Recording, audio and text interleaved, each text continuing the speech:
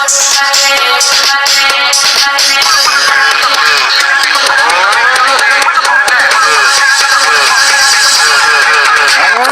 Hello জনগণ, সবাই শোনো দিয়া মন, আমি এসেছি এই হাট মাথাতে।